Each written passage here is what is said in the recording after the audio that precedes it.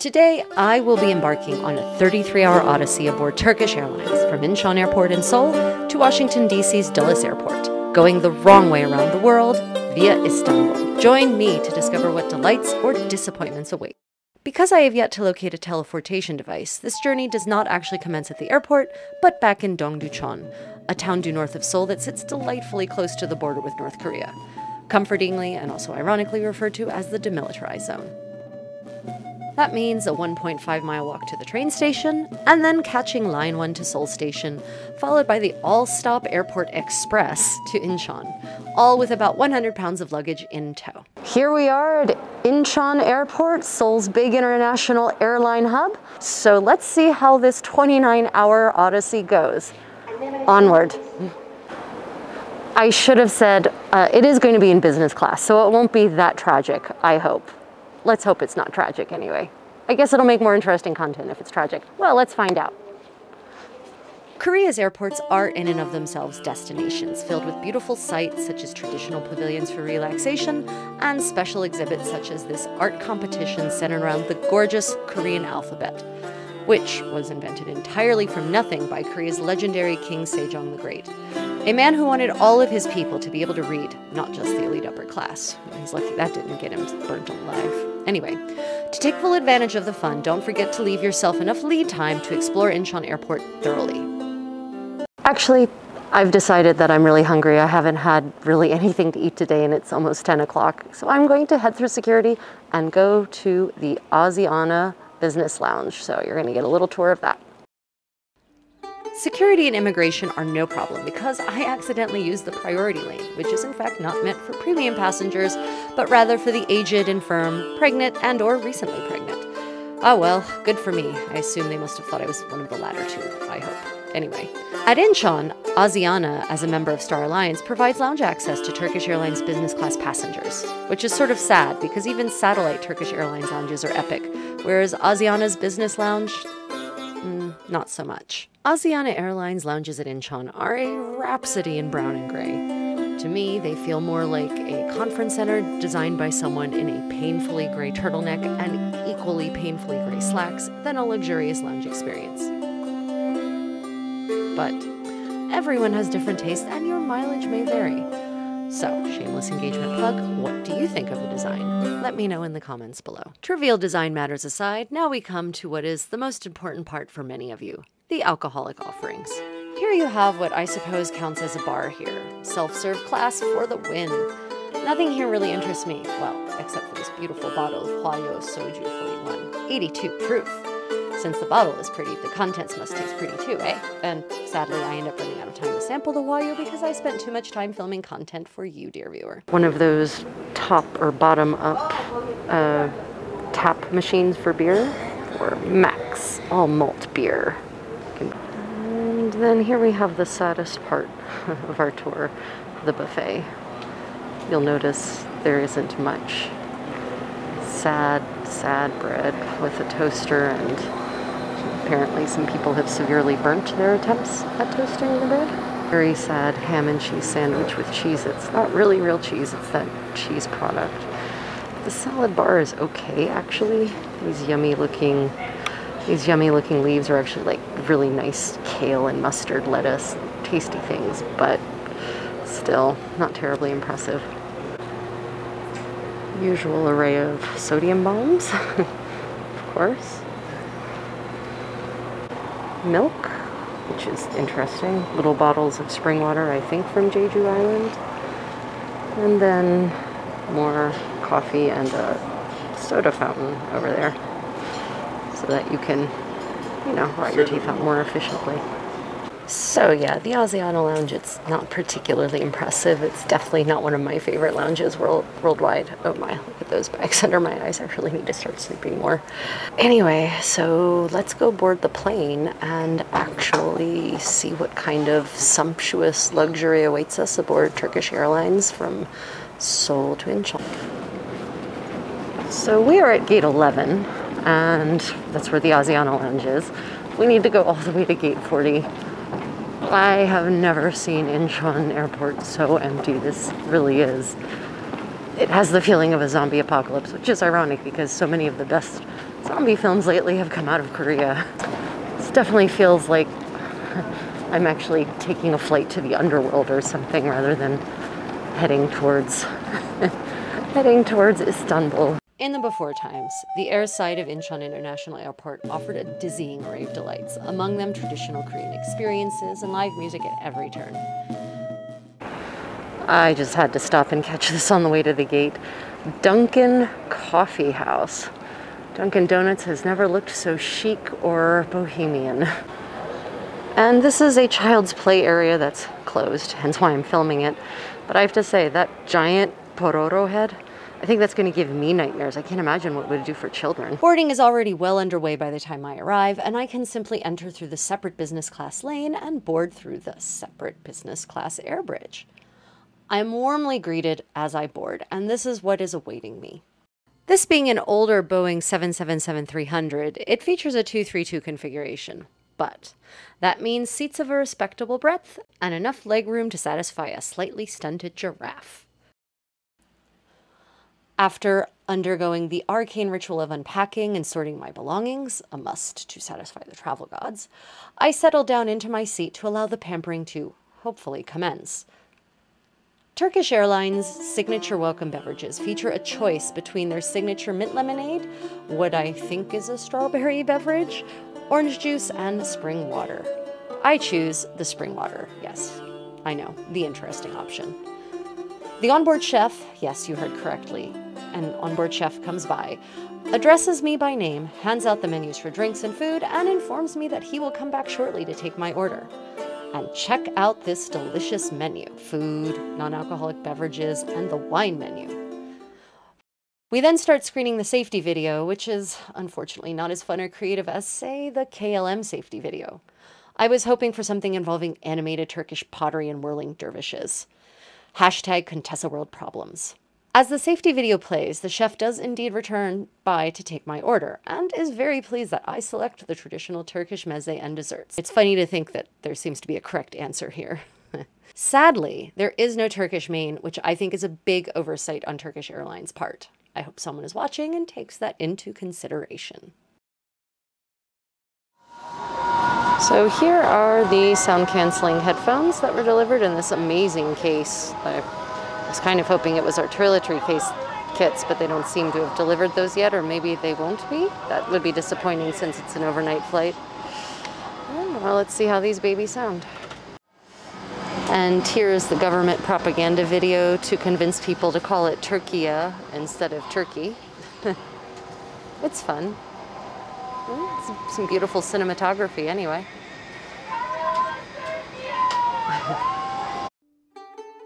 Soon enough, they have dimmed the lights and we take off on our nearly 5,000-mile journey to Istanbul. The various islands surrounding Incheon Airport flitter like faceted gems below, which is a very poetic way to regard light pollution. Creepy green moonlighting for takeoff. I love it. Well, let's go ahead and explore our domain thoroughly. Off to the side here, you can see where the outlet is. It's actually under the armrest right next to your chair. Also, that's where the remote control is. Very old and worn. Yeah, it's time to update this Turkish Airlines. You can see the screen is very far away. No, it's okay, it's fine. I actually I prefer this nice open style cabin because it allows you so much freedom and legroom, and it's nice and wide, and I don't feel like I'm getting eaten by my chair pod. Another great thing about this model of plane is the storage, so you actually have plenty of storage. Yeah, it seems like the cubby of holding, because I keep shoving things in there and they keep going, so I don't know where they're going, but they fit. And right next to it is a slot for shoes, which is very nice. There's also storage here between the two screens. I'm not certain exactly for what, but you can store things there. It's a nice little cubby to have. And they are already preparing dinner service. Yay, I'm starving. Warm towels served on beautiful little porcelain flat plates, a lovely touch, and one that many airlines have completely forgone or have replaced with a significantly inferior product. Oh, yep, it is warm. Okay.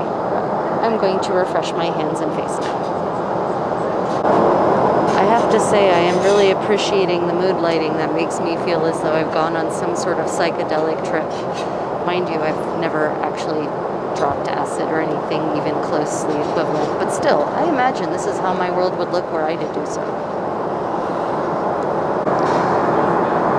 One of the nice features about these older planes tend to be their large table trays.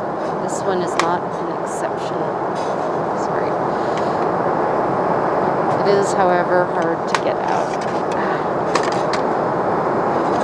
One really has to apply quite a lot of force to convince it to do its thing. No problem. More violence is always the answer. And apparently they will do a turn-down service here, so they will actually make your bed into a proper bed and set it up for you. So I will be doing that after dinner. There were 2 items on the ottoman when I arrived, and let's go ahead and open them now. So this looks like slippers, and it has a little tag that says, "In Anatolian houses, slippers are presented to guests for their comfort. Inspired by this tradition, we wanted you to feel at home during your journey." Well, it's a nice sentiment, and it's got this, nice eco-friendly looking tag on it that might give you the idea that what you're getting is something special. So here's the slippers. They're huge. Like, I think I can fit both of my feet into these. Not bad. They seem nice and cushy. And they just laid out the tablecloths. So that's really nice. In this psychedelic lighting, I can't really tell what color it is. It could be white, it could be brown, it could be purple. Well, they just came and took our drink order, and I actually splashed out this time. I don't usually drink alcohol on flights because you get dehydrated anyway, but they had something that looked really interesting to accompany my red snapper, and that was a Turkish white wine. So give it a try. You only live once, and this might be the last day I live. How's that for a cheerful note? So lately I've been seeing and reading a lot of negativity about Turkish Airlines, that their service quality has dropped, the quality of their product has dropped. And I must say that I was warmly greeted upon boarding, and welcome drinks were handed around, and everyone was smiles and friendly. The chef seems super enthusiastic. So I don't know. It could just be that I'm lucky in the crew that I have here, but there it is. We'll see how this keeps going for the rest of the flight. Admittedly, I'm 45 minutes into the flight, and it's 11 hours long, so I guess there's room for mistakes to be made still. I just noticed a disadvantage of this nice big table that we have. It doesn't swing out, which means that once the table's up, you're sort of trapped in your seat. It has been a long time since I received hot nuts in a porcelain dish. That sounds interestingly lascivious and kinky now that I hear the words coming out of my mouth. Hey, look at this neat napkin. Anyway, I'm actually really impressed by this nut blend. No cheap filler cashews or peanuts, but rather expensive and delicious pistachios, almonds, and hazelnuts. As soon as everyone is duly nutted, drinks are brought out on a tray and delivered with what feels like a genuine smile. Rather than the creepy Stepford Wives smile one often gets on certain airlines. Not pointing fingers at all, of course. They've now set the table, laying on quite an elegant setup. Here, we have a plate of condiments, including extra virgin olive oil in a glass bottle, served in a porcelain bowl. A dish of scintillating Turkish spice blend, Aleppo pepper, oregano, thyme, and rose petals. And yay, the porcelain onion dome turret shakers are back. It is so easy to please me. Butter that actually looks quite good, even in this hellish light. And what looks like a baby beanie? Interesting. Here's a lovely LED candle that they've put out for ambiance. Oh, it's for the bread. How adorable. A little cradle for fresh baked bread to keep it warm. Nice detail. Well, let us peruse this delightful platter of meze. Marinated grilled eggplant, goat cheese wrapped in grilled zucchini, served on a grilled yellow pepper, and creamy, creamy hummus. On the downside of this setup, The utensils are wrapped in a paper napkin rather than cloth. Not only is that unsustainable environmentally speaking, but also more of a short haul or economy class treatment. I know, hashtag Contessa World problems. But really, is it? The price tag on this fare is multiple thousands of dollars. I think a cloth napkin is the bare minimum one should expect.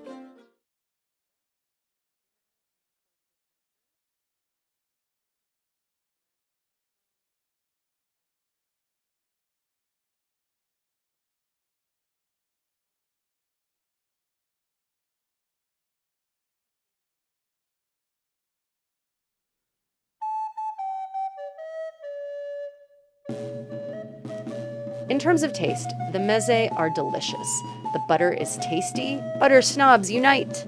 The mashed potatoes are splendid, filled with actual chunks of potato. But the side veggies taste and feel like a waterlogged sponge, and the fish proves rubbery enough to be used as a tennis ball. A very mean tennis ball.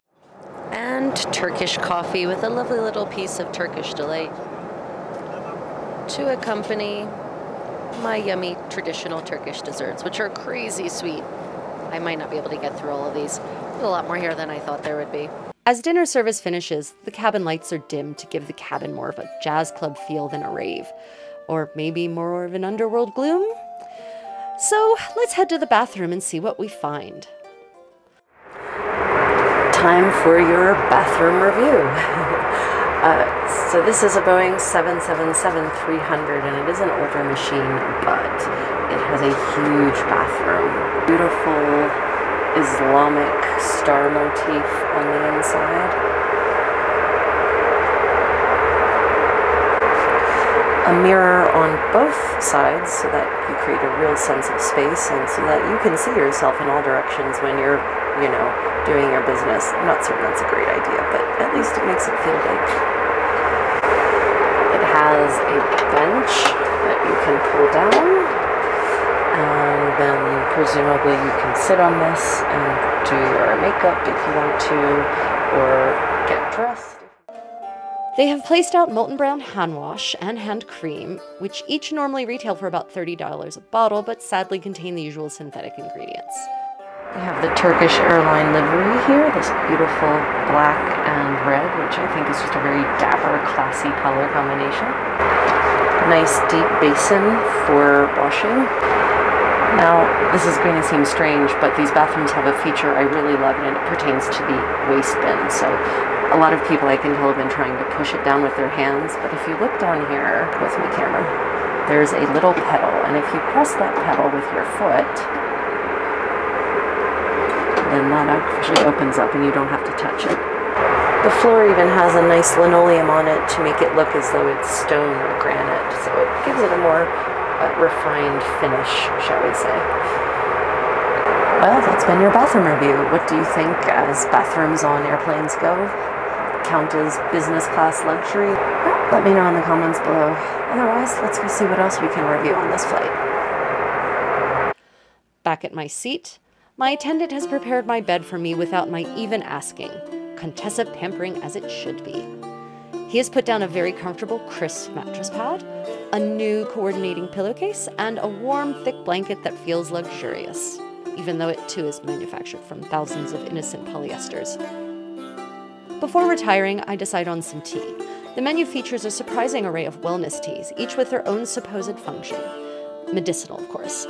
This is the Sleepy Time tea, which consists of rooibos, melissa, chamomile, sage, cherry stalk, cherry granules, and lavender. And indeed, it does taste, medicinal. In fact, the menu even admonishes that one should have no more than 2 cups of the wellness teas. Oh well, I end up having 5 over the course of the flight. That can't be good. Anyway, after sleeping for a good 7 hours, I awaken as they raise the lights from Hades-like blue back to rave vermilion. Last thing I remember was putting on Harry Potter and the Philosopher's Stone in German, and then the nothingness of Morpheus's embrace. So here's the entertainment system. It's very old-fashioned, but it seems to actually offer quite a lot.